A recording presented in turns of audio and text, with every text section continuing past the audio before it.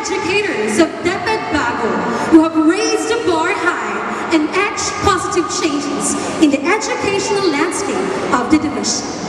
Mayong hapon. Mayong nasa ilong mo. Hapon, pagyapon. Good afternoon.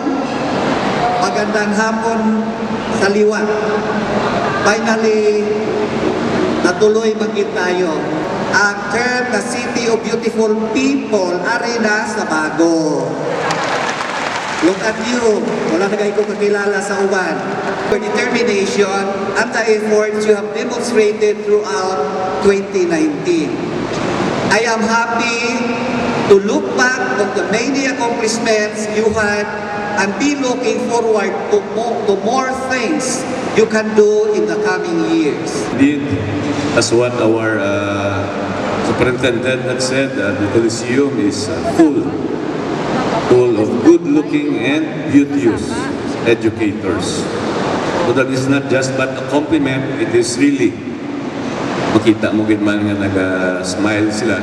If you really give them so much compliments pagit, masita mo nagit na smile. But indeed, happy 8th Promenade to our division of Bago.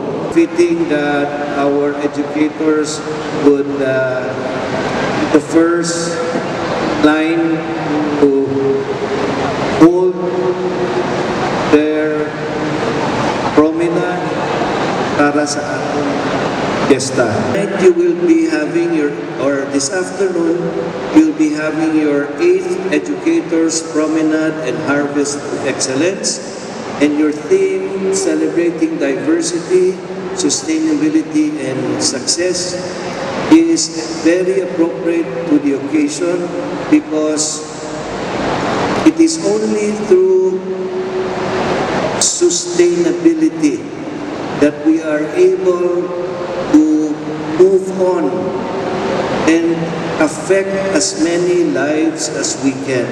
Yes, it is true that I am a permanent attendee of Bago City Promenade. This is the 8th, and I am very, very happy that I get invited every year.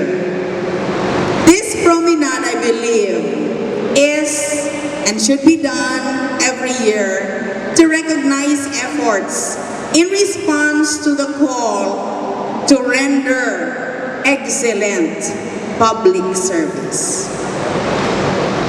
This is a call to attempt the impossible, the unlikely, the more than you're comfortable with. Good afternoon, and may God bless us all.